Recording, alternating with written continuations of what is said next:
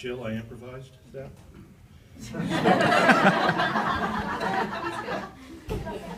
And Carrie, thanks for being the warm-up act.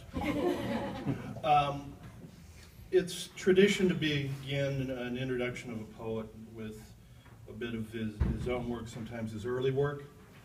I think Q, you'll see, really had repetition and wordplay down here. If I can. You're on the mic, man. Oh. Okay. Sleep all day. It's the only way. I'm a parasite. I creep about at night. Nightclub, is this the end place to be? Nightclub, what am I doing here? Nightclub, watching the girls go by.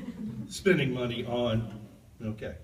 You see, this is where I first met Rishell and Lansana. We were both part of the seminal ska band, The Specials. I was then known as Terry Hall, which is my slave name.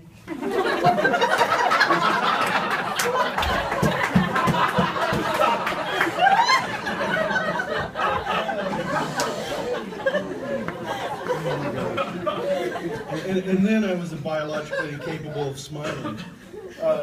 Q was either Neville Staples or Linville Golding. I don't know which. It's a toss-up. Yeah.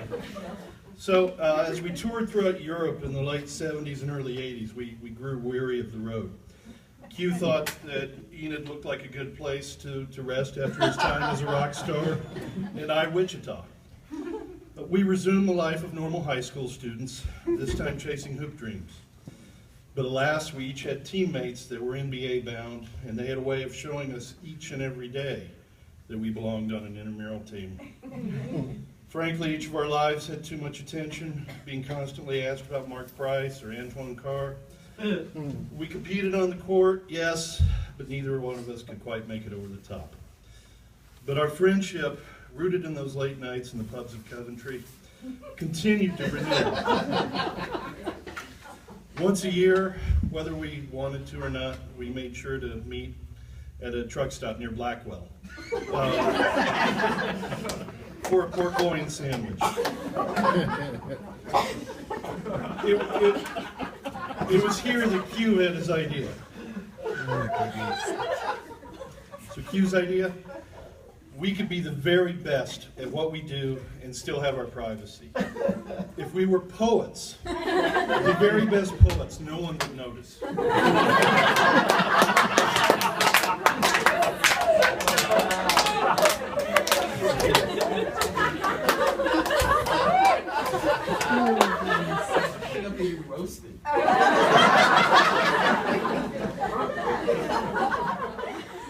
Well, it's easy to say that Q's poetry helps us understand just a touch more about what it means to be black in America today.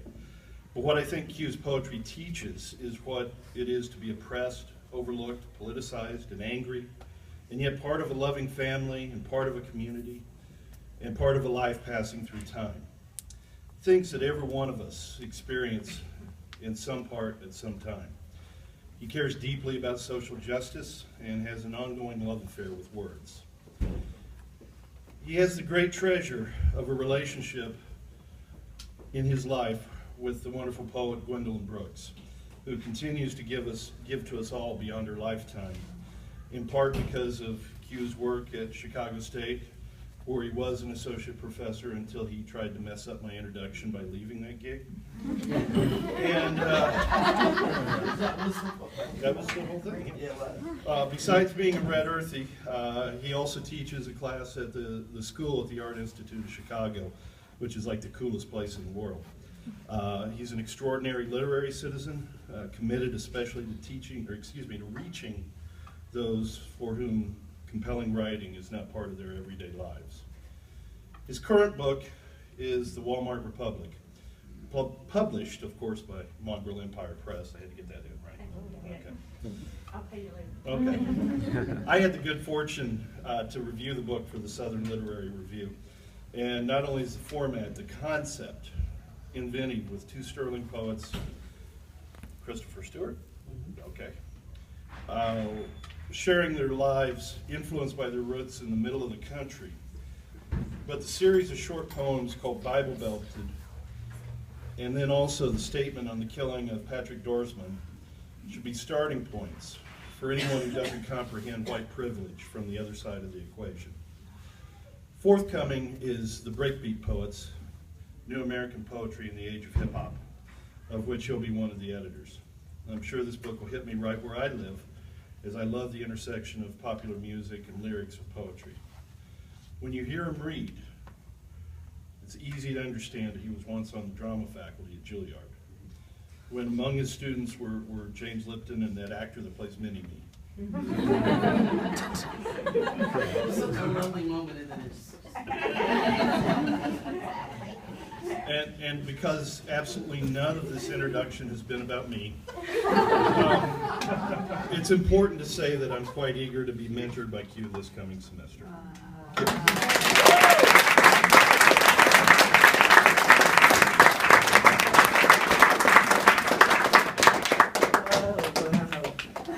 Did someone get that on video? Yeah, I do. Oh, you got it. Brandon has it. Thank you, man. Thank you, Mike.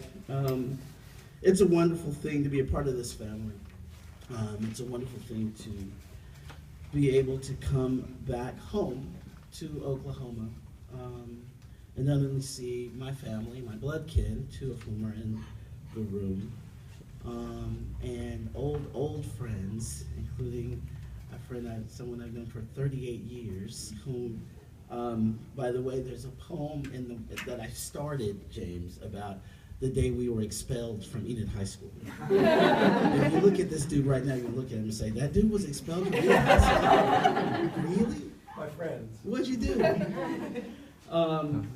And of course, my big sister Janetta and all of you. It's great. It's more than great. That's not even the right adjective.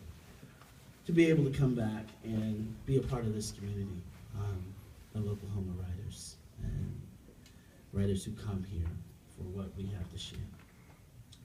So it is a pleasure. I'm happy to be here. I'm going to begin with a brief excerpt from an essay for the hip hop anthology, the Breakbeat Poets. And this essay will appear in its entirety in World Literature Today in March. The book will be out in March as well. So the essay is called Art, Artifice, and Artifact. I was a chubby, wide-eyed black boy wrestling with